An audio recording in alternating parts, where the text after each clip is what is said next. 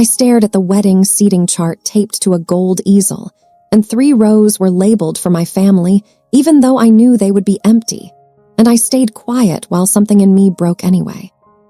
When the coordinator asked, softly, if we should remove those place cards, I just shook my head, because I needed everyone to see the absence and wonder why. My name is Magnolia. I am 28 and I work as a paramedic. The chapel outside Asheville was warm from candles and bodies, but my hands were cold, like my nerves had decided to live in my fingertips. I could hear the string quartet tuning somewhere behind the doors, that thin squeal of a violin string being tightened, and it made my teeth hurt. My maid of honor, Waverly, kept smoothing the lace on my sleeves like she could iron the panic out of me. Kieran stood at the front with his best man, Knox, and from where I waited, I could see his shoulders rising and falling with slow breaths, like he was holding the whole day steady for me. I focused on that, on his steadiness, because if I looked to the left side of the aisle again, my chest would cave in. 3 rows, empty. Not a single aunt, not one cousin, not even my older brother Brooks, who used to carry me on his shoulders at 4th of July parades. Nothing. Just polished wood and folded programs and the faint smell of pine cleaner. I told myself it was fine. I told myself I was used to it. I told myself I did not need them.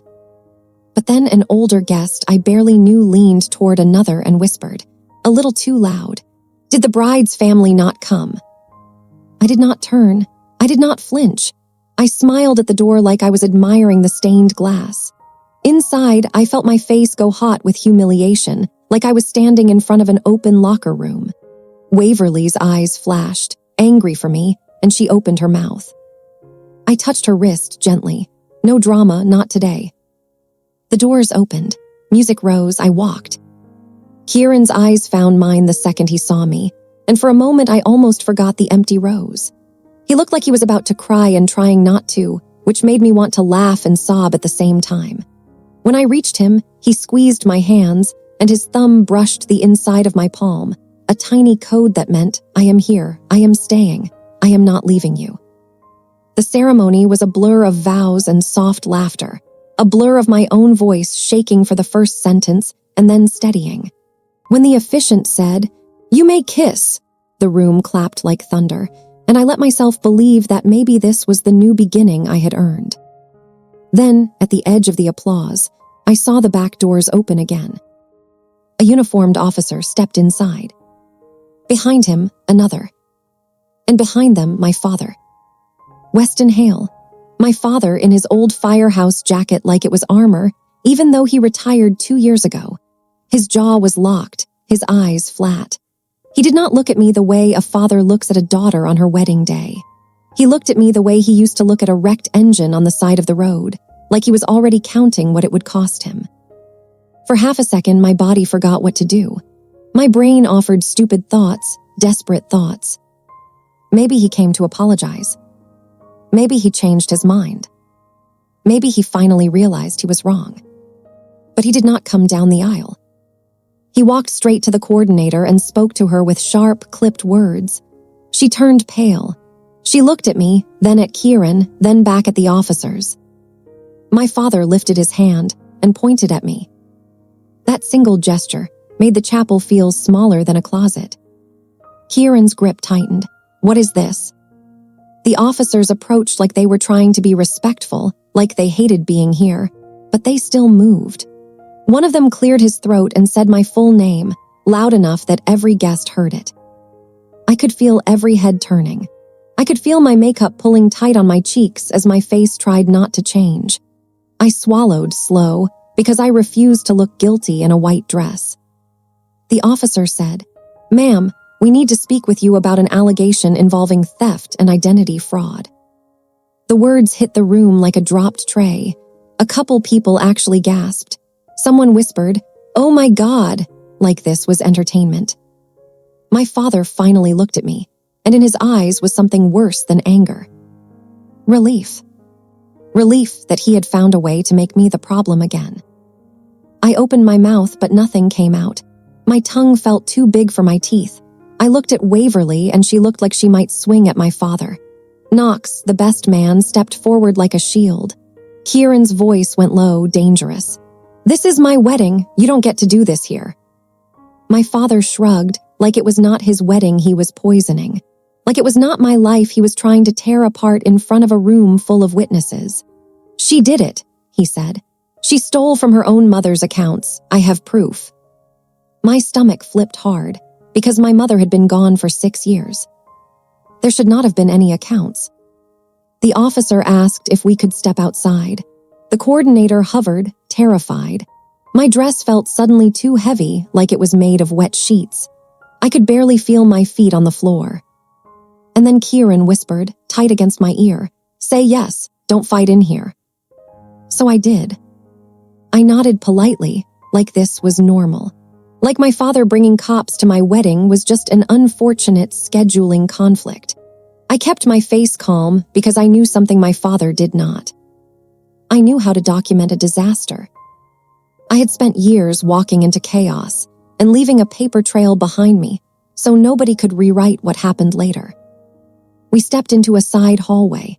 The air was colder there, and the sound of the guests blurred into muffled noise behind the doors. The officer asked if I could explain where I had been on 3 specific dates listed on a complaint. He held out a printed packet. At the top was my father's name as the complainant. Below that, accusations, withdrawals, transfers, screenshots of banking pages I had never seen. A signature that was supposed to be mine but looked wrong, too rounded, too careful. My father watched my face like he was waiting for me to crack. I did not crack. I said softly, "I can prove I wasn't there." He scoffed, "You always think you're smarter than everybody." I looked at the officer instead of him. "Can I see the dates?" The officer read them out. The first one made my pulse thump because I remembered that week clearly. It was the week of the interstate pileup in the ice storm. I had been on shift for 14 hours straight. There were dispatch logs, body cam footage, patient reports with my signature, GPS pings from the ambulance bay. Kieran's eyes met mine and I saw him understand. Not panic, strategy. I asked the officer very calmly, "Do you have a minute? Because I have my work portal and my location logs, and I have a security app at home that timestamps every time our door opens." My father's nostrils flared. "She can fake that." I didn't argue with him. I just said, "Okay." That one word made him blink, because he expected me to fight. The officer hesitated, then nodded. "Show me." Kieran pulled my phone from my clutch because my hands were shaking too much to type. He unlocked it and handed it to me like he was giving me a weapon. I opened my employer's scheduling app first. My shifts, my call history. I opened the incident report from the pileup. Then I opened the patient care report system. Everything had timestamps. Everything had my login credentials. Everything had audit trails. The officer leaned closer, reading. His face tightened in that professional way that meant something here is not lining up. My father stepped in, voice sharp. "That's not the point. The point is she took money." The officer asked, "Mr. Hale, what size shoe does your daughter wear?" My father blinked, thrown. "What?" The officer held up a photo from the complaint packet, a picture of muddy footprints on a back porch. "Your report says these prints were found near the window where the break-in happened." My throat went dry. This was the first time I was seeing any of this. I answered before my father could. 7.5. The officer's mouth pressed into a line. The print measurements matched closer to an 11. My father's face changed, just slightly, like his skin tightened. I did not look at him. I looked at the officer and said, "My brother Dominic wears an 11. Kieran's head snapped toward my father. For a second, nobody spoke. Even the hallway felt like it was holding its breath. My father's voice came out too fast. "Lots of people wear 11s. The officer nodded, slow. "Sure, and the bank screenshots, where did you get those?" My father lifted his chin. "Mark sent them." Mark was not one of my brothers. Mark was my father's buddy from the old station. The one who always had a new truck, but never seemed to have a job. The officer asked, "Who is Mark exactly?" My father's jaw flexed. "A friend." The officer looked down again. "These images appear to be printed from a device and then scanned. The metadata is gone." My stomach rolled. Missing metadata meant someone did not want the truth visible. I whispered, "My father can barely use email." My father's eyes snapped to me, furious, because it was true and everyone knew it. The officer held up a finger. "Ma'am, has your identity ever been compromised?" And that was when I remembered. 2 weeks earlier, I had gotten a notification from my credit monitoring app about an inquiry I did not recognize. I had dismissed it because wedding planning had been swallowing my brain. I had told myself I would deal with it after the honeymoon. I looked at Kieran, and he looked back like he already knew what I was about to say. "I think it is happening right now," I said. Quick pause outside the story. "Some nights I'm editing and I want to quit, but then I see your comments and I keep going. Like, subscribe and tell me your city, state, or country. All right, now let me take you back. Because this didn't start today. It started the night I chose a stranger's life over my father's pride. 4 years ago, I was still living in Colorado, still trying to be the daughter my family could love without conditions. My father was already drowning in quiet debt, but he treated it like a shameful secret, the way some men treat weakness like a crime. He did side jobs, flipped old equipment, and kept one thing locked behind the barn like it was sacred. A restored rescue boat, bright red, polished, with the county seal peeled off but still faintly visible underneath. He called it his legacy. He said he could sell it one day if he needed to, but he never did. He just stared at it like it proved he mattered. That winter, a flash flood hit out of nowhere after days of warm rain melting the snowpack. The creek behind our property turned into a roaring brown river. Water climbed the bank fast, chewing through trees like they were twigs. The sheriff's department issued evacuation alerts. People panicked. The phone lines went crazy. I was on shift when the call came in. A minivan had slid off a washed-out road and was tipping into the current. A mother and a little boy inside. My unit was the first to arrive. The water was already slapping the doors, and the woman was screaming through the glass. We needed a rope, we needed hands, we needed a boat. And I knew, in my bones, that my father's rescue boat was 10 minutes away. I called him, I begged, I told him it was an emergency. He said, no. Just one syllable, flat. I heard my brother Brooks in the background, saying something I couldn't make out. I said, Dad, there is a kid. He said, that boat is mine. And then he said something I will never forget. You always pick someone else first. The line went dead. I stared at my phone like it had bitten me. Then I did what I always do when people refuse to be good. I handled it anyway. We used a tow strap and a winch from a passing truck. We got the mother out first, then the kid. The minivan rolled into the current the second the boy was free, spinning like a toy, vanishing into the brown water. My hands were shaking when it was over. My knees felt hollow. Later that night, when I drove home to change out of my soaked uniform, my father was waiting in the yard. The flood had reached the barn. The rescue boat was half submerged, slammed against the door frame. The water had damaged the motor. The paint was scratched deep. My father looked at me like I had pushed it into the flood myself. Brooke stood behind him, arms crossed, eyes cold. Dominic wouldn't look at me at all. My father said, you could have saved it. I blinked. I saved 2 people. He pointed at the boat. That was worth money. That was the first time I realized my father had been counting dollars, where I had been counting heartbeats.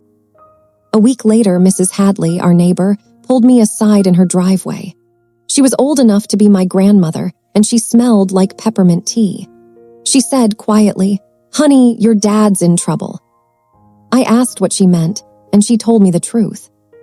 The boat wasn't just pride, it was collateral. My father had signed papers against it. He had debt stacked like firewood. If he couldn't make payments, he'd lose the property. He'd lose everything. And I had just watched the flood, ruin the thing he planned to use as his escape hatch. I understood then why his rage felt so personal. It wasn't about the boat. It was about the fact that his life was falling apart, and he needed someone to blame who would not hit back. That was me. From that week on, my father stopped calling. Brooks stopped texting. Dominic blocked me after I refused to help the family with a loan I could not afford. When I met Kieran and moved to North Carolina, the distance became a wall. Still, I sent them wedding invitations. I included a note, careful and humble, saying I wanted them there, saying I loved them, saying I was still their daughter and sister even if they had made me feel like a stranger. The invitation came back unopened. No message, no apology. Just silence. Until today. Until my father walked into my wedding with police officers, like he was delivering me to punishment. In the hallway, I handed the officer my phone and asked him to scroll to the credit alert. I asked him to note the dates. I asked him to note the bank screenshots in the packet that did not match any account I had ever seen. My father watched us, breathing heavier, like a man realizing his trap might not close. The officer asked, "Do you have anyone who can verify your location during the alleged transactions?" Kieran answered for me calm, "Her employer can, and I can, and our home security can." My father snapped, "He'll lie for her." I looked at my father then, finally. I let him see my face up close, not angry, not begging, just done. I said, softly, "You chose this day because you thought I'd be too embarrassed to defend myself." Something flickered in his eyes, not guilt, something uglier. Fear. Because he realized I wasn't embarrassed. I was prepared. Kieran leaned close and whispered, "We go to the reception like nothing happened. Let them underestimate you." So I nodded again, polite, agreeable. Yes. We walked back into the chapel hand in hand, and the guests pretended not to stare, but their eyes followed me like spotlights. I smiled like a bride. I laughed when someone congratulated me. I cut the cake. I danced one song with Kieran while my stomach twisted in knots. And the whole time, my phone sat heavy against my thigh, because while everyone was distracted by champagne and music, I quietly forwarded every screenshot, every date, every name, to a private email folder labeled evidence. Then, halfway through the reception, a new notification appeared on my screen. A bank account had been opened in my mother's name, using my social security number, and the confirmation email had been sent to an address I did not recognize. I didn't scream, I didn't cry. I just looked across the room and saw my father standing near the gift table, watching me like he was waiting for me to fall, and I realized he hadn't brought cops to arrest me. He'd brought them to watch the first domino drop. Music swelled again, and I kept smiling until my cheeks hurt. My hands moved on instinct, accepting hugs, accepting congratulations, letting people press warm palms to my shoulders like they could hold me together. Inside, my thoughts were sprinting. Kieran leaned in like he was whispering something sweet, but his voice was clipped and urgent. "Don't look at the gift table. Don't give him the satisfaction." I did look anyway, just once, not long enough for anyone to catch it. My father stood beside a stack of envelopes and satin ribbons, pretending to sip champagne while he watched who handed me cards, who walked toward me, who laughed with me. Like he was building a list. Like this was an investigation and not my wedding. My stomach turned with the same feeling I get when a patient's pulse starts dropping, and the room doesn't realize it yet. I excused myself with a gentle smile and walked toward the hallway leading to the bridal suite. Waverly tried to follow, but I shook my head. Just a bathroom break. Nothing dramatic, nothing to see. The minute the door closed behind me, my face fell. The silence hit hard, and for a second I pressed my palms to the counter and stared at my own reflection. Mascara perfect. Lipstick perfect. A woman in white who looked like she belonged in a photo. I didn't feel like a bride. I felt like evidence. My phone buzzed again. Another alert. Another line of text that made my vision narrow. A hard inquiry on my credit. A medical account opened. A confirmation email sent to a strange address. My throat tightened, not with sadness this time, but with rage so controlled it felt cold. It was the kind of anger that sits still, the kind that waits. I opened my email and forwarded the alerts to the evidence folder again. Then, I did something small that felt like air entering my lungs. I turned on screen recording. If anything else happened, I wanted a live trail, not screenshots, not after-the-fact proof, a clean timeline. I walked back out like nothing was wrong.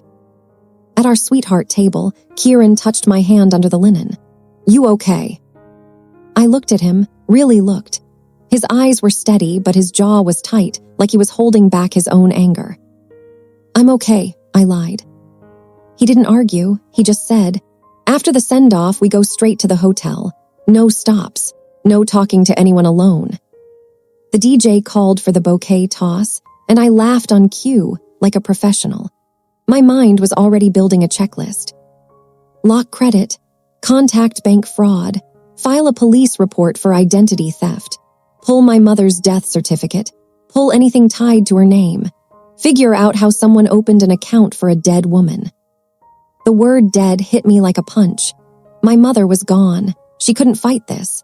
She couldn't defend herself. She couldn't even confirm what was real. And somehow, my family was using her like a tool. A bridesmaid I barely knew, Hazel, squeezed my arm and said, "You look so happy." I smiled wider. I am. Because if my father thought he could break me in public, I would make sure he never got the reward of seeing me bend. When the last dance ended, we did the sparkler send-off. The air outside was crisp, the kind that makes your lungs feel clean. Guests formed a tunnel of light, laughing, waving, shouting good wishes. Cameras flashed. Someone yelled, "Kiss her again," and Kieran did, slow and soft, like he was trying to remind me what real safety felt like. I kept my eyes forward. My father was at the edge of the crowd, half shadowed by the trees. He wasn't holding a sparkler. He wasn't smiling. He was just watching. And right before we got into the car, he stepped closer and said, low enough that only I could hear, "You should have helped when you had the chance." I didn't respond. I just nodded like he'd said something ordinary. Yes. That single word made his mouth twitch. He expected me to argue. He expected me to plead. He expected me to explain. I gave him nothing. Kieran opened the car door, and we drove away under a sky full of stars that looked too peaceful for what my life had become. In the hotel room, the moment the lock clicked, my body finally reacted. My hands started shaking so hard I could barely unzip my dress. Waverly wasn't there. The room was quiet, just me and Kieran and the hum of the heater. I sank onto the edge of the bed, still in white, and stared at the carpet like it had answers. Kieran knelt in front of me and took my hands. "Tell me what you need." My voice came out small. "I need him to stop." Kieran's expression didn't soften, it sharpened. "Then we make him." I laughed once, bitter. "He brought police to our wedding. He thinks he can do anything." Kieran nodded. "People like that get brave when they think you're alone." I swallowed. "I am alone." "No," he said immediately. "You're not." He kissed my knuckles like he was sealing a promise, then stood and grabbed his laptop. He moved with calm purpose, the same way I move when I'm triaging a scene. No wasted motion, no panic. "Start with your credit," he said. "Lock everything." I opened the credit app, screen recording still on. My fingers fumbled at first, but then muscle memory took over. Freeze, confirm, freeze, confirm. When the freezes went through, something unclenched in my chest. A small win. A tiny door slammed in my father's face. Then I called the bank number listed in one of the alerts. It was after hours, but the fraud line still answered. A woman with a tired voice said her name was Serafina. I told her everything. The wedding, the officers, the new account, my mother's name. There was a pause, the sound of typing. Then Serafina's tone changed. "Ma'am, I'm seeing multiple attempts, not just one account." My skin went cold. "How many?" "I can't disclose everything without verification, but I can tell you this," she said carefully. Someone used your information with different variations of your address, different phone numbers. It looks like they were testing which ones would get through. Testing, like I was a lock they kept picking until it clicked. Serafina asked me to verify my identity, then said, "I'm flagging all activity. I'm also going to send an emergency case to our investigations team. You need to file a police report for identity theft tonight. Not tomorrow, tonight." Kieran mouthed, "Good." I hung up and stared at my phone, heart pounding. My father had acted like he already had proof, but the bank just confirmed something bigger than a family dispute. This was a pattern. This was a plan. Kieran opened a new tab and searched for an attorney specializing in identity theft and financial fraud. He found one with a small office in Asheville, a woman named Colette who offered emergency consults. He left a voicemail, short, precise, listing the facts like a report. Then he looked at me. "We call the police ourselves. We don't wait for your father to control the narrative." My throat tightened. Calling the police about my own father felt like stepping off a cliff. Even after everything, my body still wanted to protect him. That old conditioning, that old loyalty, it made me feel sick. But I remembered his face in the chapel, that relief. So I nodded. "Yes." We called. An officer arrived within the hour. His name was Dawson. He looked young, but his eyes were sharp in a way that made me believe he'd seen enough to recognize a setup. I told him what happened at the wedding and handed him my phone with the screen recording running. I showed him the alerts, the timestamps, the fact that the new account was in my mother's name. Dawson frowned. "Your mother passed 6 years ago." "Yes," I said, my voice caught anyway. "They used her." Dawson took notes, then asked, "Do you know who would have access to your personal documents? Social security number, birth certificate, your mother's information?" I didn't answer right away, because I didn't want to say it out loud. Kieran did calmly. "Her family."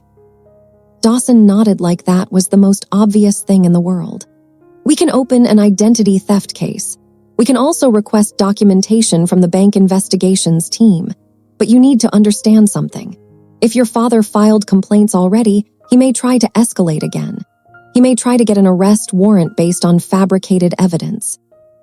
My whole body went tense. Kieran asked, "How do we prevent that?" Dawson said, "We don't prevent him from trying. We get ahead of it. We document everything. We establish her alibi. We get your home security footage. We get her work logs. We build a clean timeline that makes any accusation fall apart." He looked at me. "Do you have access to your work logs?" I nodded. "Yes, full access." Dawson's voice softened slightly. "Then we start now." After he left, I finally let my breath out. My dress lay in a heap on the chair. I put on sweatpants and an old hoodie Kieran kept in his travel bag, and the softness felt wrong after lace and satin. Like my body didn't know what life it was living anymore. Kieran sat beside me on the bed. "I need you to tell me about your brothers, everything you haven't said." I swallowed. "Brooks used to be the good one," I said quietly. "He used to defend me. Dominic was always the one who followed Dad's mood." Kieran nodded. "And now?" "Now," I said, "Brooks doesn't answer. Dominic does, but only when he needs something." Kieran's eyes narrowed. "Like money?" I didn't respond because the truth stung. For a second, I saw Dominic's last voicemail in my mind, weeks before the wedding. His voice had been soft, almost gentle, like he was trying to sound like a brother again. "Magnolia, I just need a small favor. I'm in a tight spot. Dad's stressed. Just help, okay?" I had said no. I had said I couldn't. I had said I had a wedding to pay for, a life to build. And now, here we were. Another micro twist landed the next morning. At 6:11 a.m., my phone buzzed with a text from an unknown number. It was a photo. A close-up of my driver's license. My address, my birth date, my signature. Below it, a message.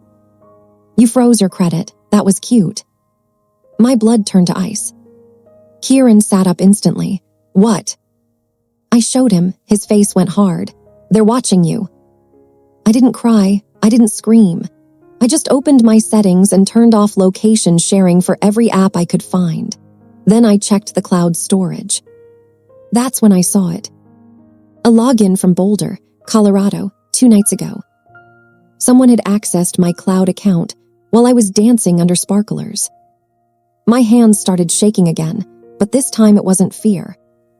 It was fury. Because whoever did it hadn't just stolen my information. They had been inside my life, looking through it, touching it, rearranging it. Kieran said, "Change your passwords right now." I did, everyone, one by one.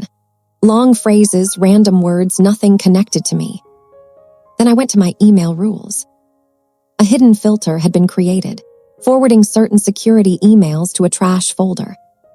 Someone didn't just get into my account. Someone knew what they were doing. I stared at the screen, heart pounding, and a memory surfaced that made everything click in a new, sickening way. My father couldn't do this. Dominic couldn't do this. Brooks might not either. But my father's friend Mark could. Mark with the new trucks. Mark with the smooth confidence. Mark, who always offered to help with tech stuff at the station, who set up my father's new security camera system last year because Dad said he didn't trust those apps. I looked at Kieran. My father didn't build this. Kieran's voice was low. Then someone built it for him. I nodded slowly, and my father is letting it happen because it serves him. That realization hurt more than the empty wedding rose. It wasn't about misunderstanding. It wasn't about wounded pride. It was calculated. I picked up my phone and opened a new note. I typed 3 names in a column. Weston. Dominic. Mark. Then I added one more. Brooks. Because I wasn't sure yet. I stared at that list until my vision blurred. My chest ached, not with longing, but with the strange grief of finally accepting who people are. Kieran reached over and squeezed my knee. "We do this quietly," he said. "We do it clean." I nodded, yes. Then I opened a new email and sent a single message to my father. I kept it simple. "I know about the accounts. I'm cooperating with investigations. Do not contact me directly." No anger, no accusations, no begging. Just a line that told him I wasn't alone, and I wasn't ignorant, and I wasn't going to be easy. His reply came 10 minutes later. "You always think you're better than us."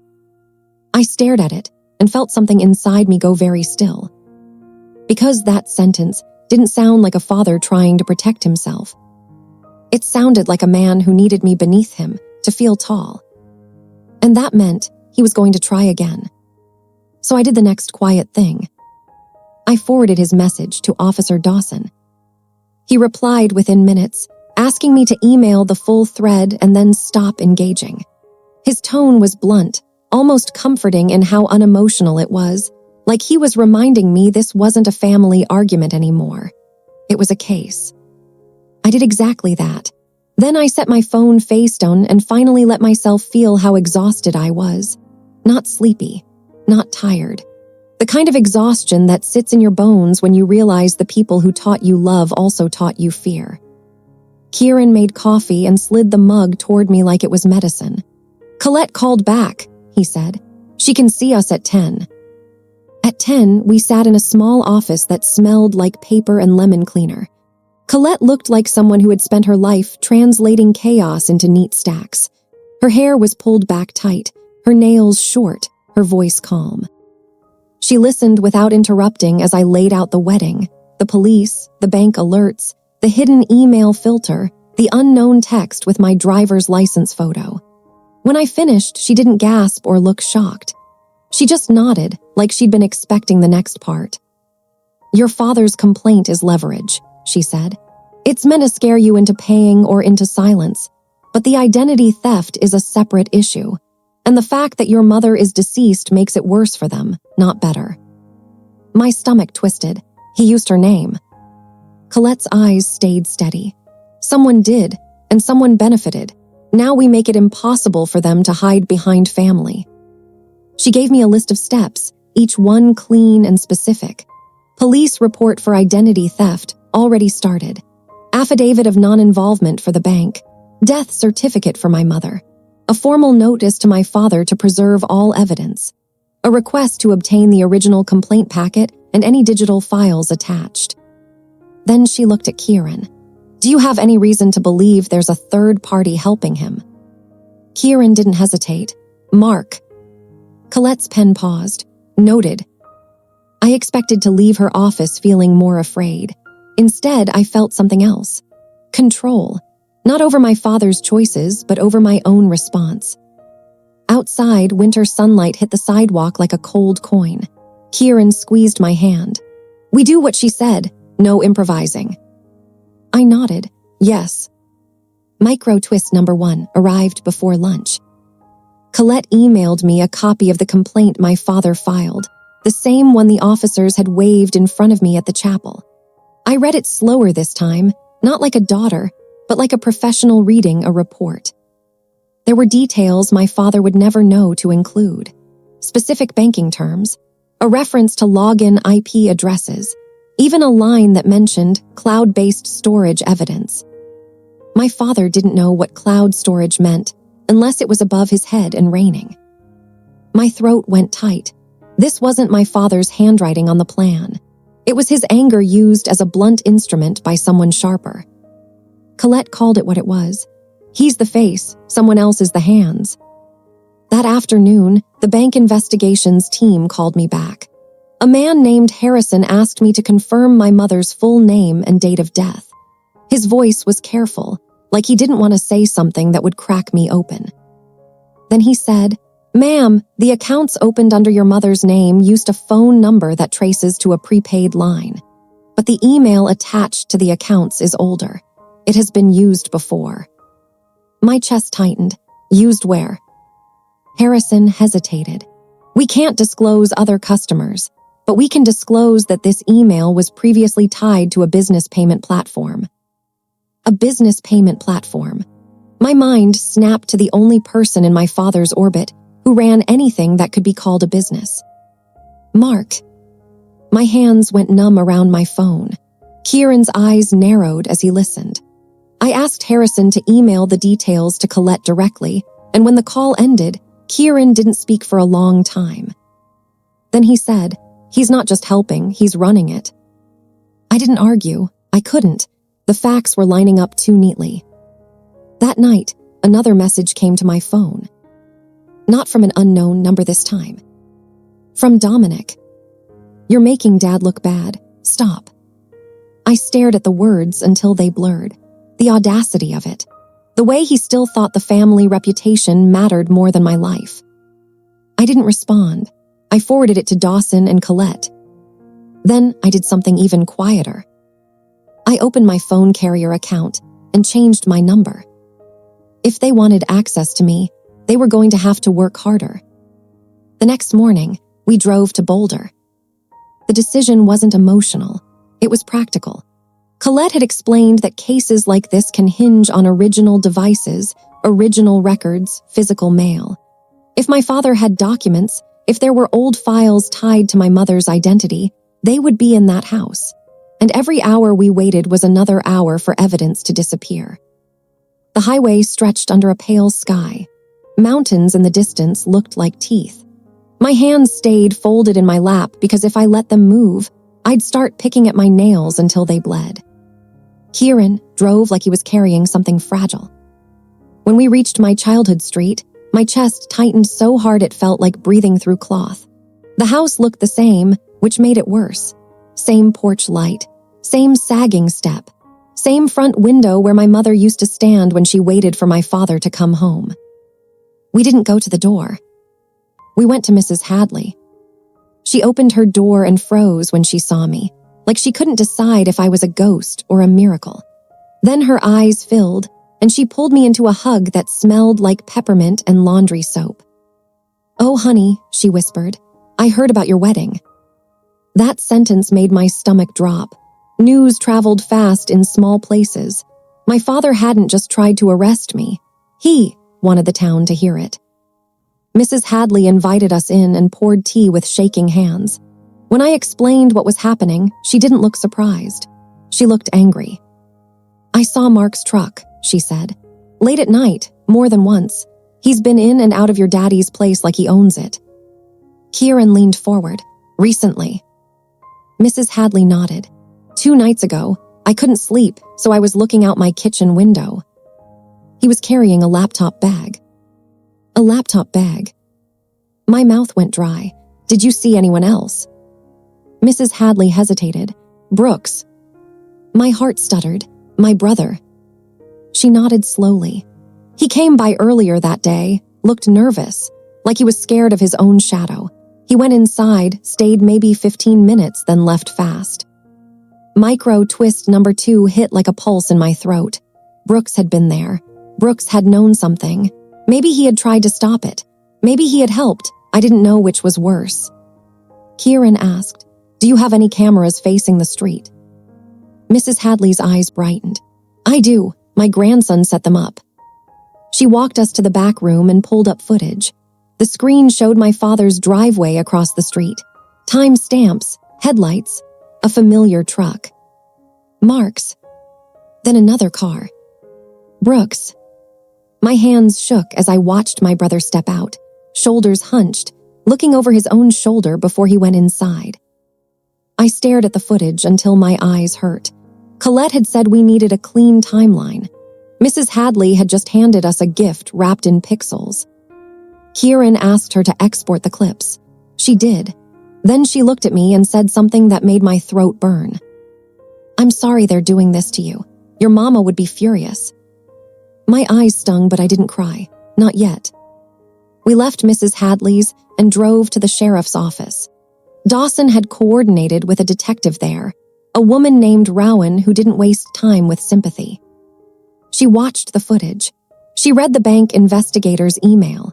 She listened to the audio notes about the email filter and the cloud login. Then she said, "We can request a warrant for Mark's devices if we can connect him directly to the accounts." Kieran asked, "How do we connect him?" Rowan looked at me. "We need something he touched, something with his fingerprints, or we need his payment platform records. Those can be subpoenaed." Colette on speakerphone said, "We can also request your father's camera system access logs. If Mark set it up, his device may still be registered." Rowan's eyes narrowed. "Good, that's good." I sat there listening to adults talk about warrants and subpoenas like my family was a criminal enterprise, and the strangest part was how normal it sounded. Like the truth always belonged here, and I'd just been too polite to admit it. That evening, we parked down the street from my father's house. Not to confront him. To watch. Kieran and I sat in the car with the heater low. Snow dusted the curb. The house glowed warm behind the curtains like a lie. My phone buzzed with a new email notification. A security alert from my cloud account. Attempted login blocked. Location, Boulder. I stared at it, pulse pounding. They were still trying, even now. Kieran whispered, "Don't move." A car turned onto the street. Headlights swept across the snow. The vehicle slowed at my father's driveway. Mark's truck. He stepped out with that same casual confidence, like he belonged anywhere he stood. He walked to the side door and let himself in without knocking. My stomach flipped with cold certainty. Mark had a key. Rowan had told us to call the minute Mark showed. I didn't call from my phone. I used Kieran's. Quiet, clean. Within 20 minutes, unmarked cars rolled in like ghosts. Officers moved fast and controlled. No sirens, no shouting. They knocked. My father opened the door, startled. Mark appeared behind him, half hidden, his face tightening when he saw law enforcement. Rowan's voice was calm as she spoke to them on the porch. She handed over paperwork. My father's shoulders sagged as he read it, like he was suddenly realizing this wasn't a game he could win with stubbornness. Mark tried to step back inside. An officer stopped him. Rowan said, "Mark, you need to come with us." My father's head snapped up. "What is this?" Rowan didn't raise her voice. "A warrant for digital evidence related to identity theft and fraud." My father looked around like he was searching for someone to blame, and his eyes landed on the street, on the darkness, on the car where I sat hidden. I don't know if he saw me. I don't know if he felt me there. But his face changed anyway. Not rage, not pride, something smaller. Panic. Micro twist number 3 came when Brooks arrived. His car rushed into the driveway like he'd been driving too fast. He jumped out, eyes wide, hair messy, like he'd run out without thinking.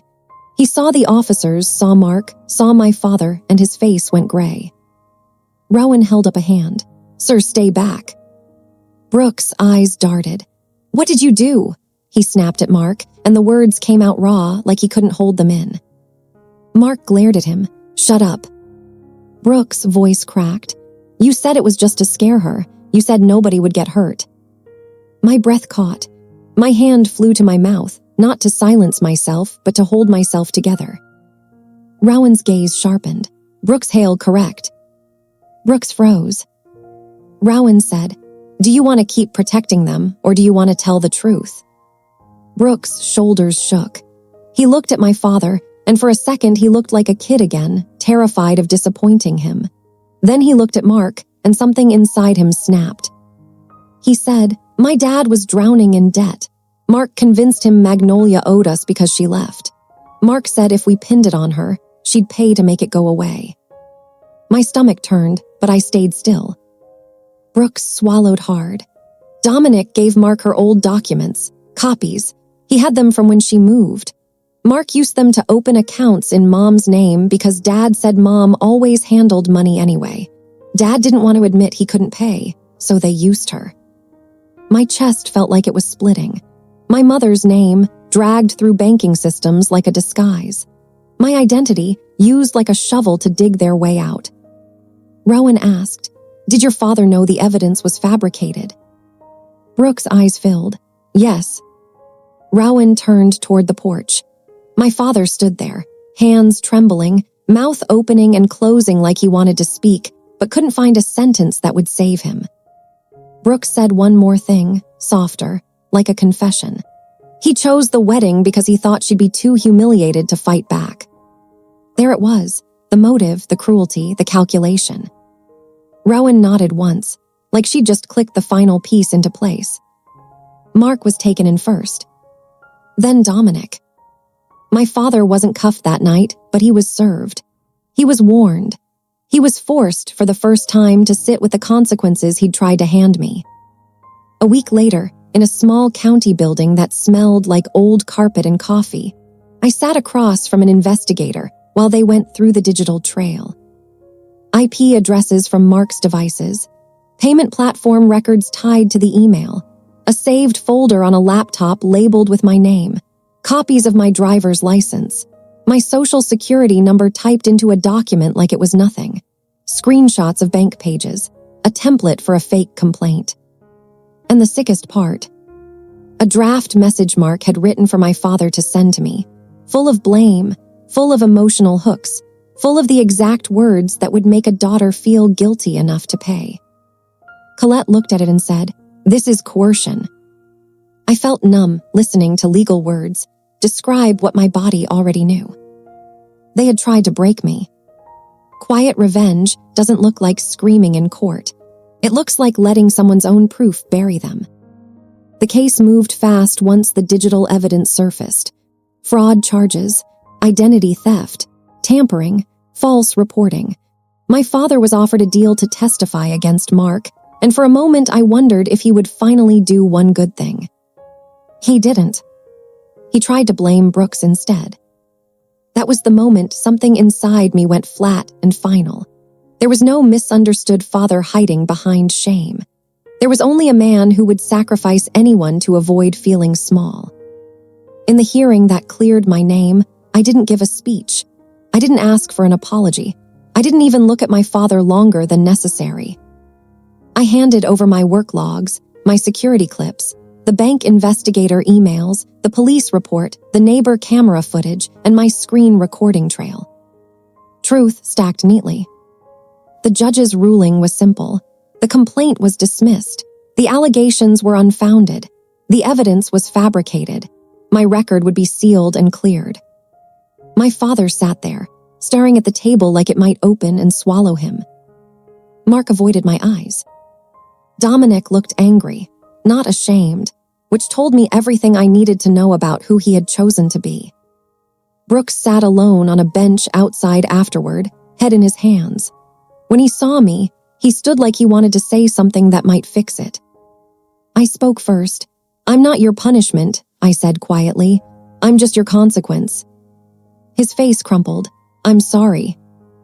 I nodded once. Because I believed he meant it, but meaning it didn't erase the damage. Kieran and I flew back to North Carolina that night. In the plane window, the lights of the towns below looked like scattered embers. I thought of my mother, of her name used like a mask, and I felt grief rise again, but it was different now. It wasn't grief that begged. It was grief that protected. 3 months later, spring came early. Trees outside our apartment bloomed like they couldn't help themselves. My credit was repaired. My identity was secured. My job reinstated my clearance with an apology that felt stiff but official. And then, on a quiet Sunday morning, a letter arrived in the mail. No return address. My hands went cold for a second, instinctively. Inside was a single piece of paper. My father's handwriting, real this time, shaky and uneven. It wasn't an apology.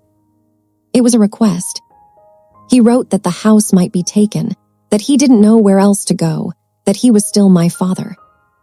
I read it once, then I folded it carefully and placed it back in the envelope. Kieran watched me. "What do you want to do?" I took a breath, the kind of breath that used to feel impossible. "I want to be free," I said. That afternoon, I drove to the chapel where we'd gotten married. Not for nostalgia, for closure.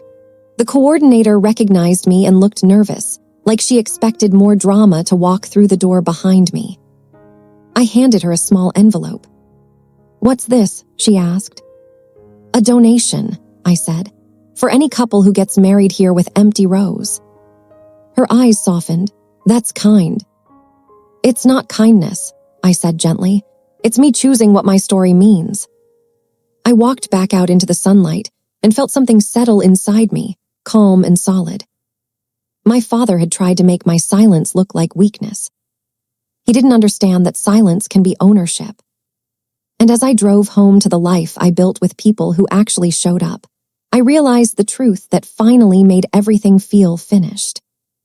They didn't abandon me on my wedding day. They handed me back to myself, and I never gave myself away again.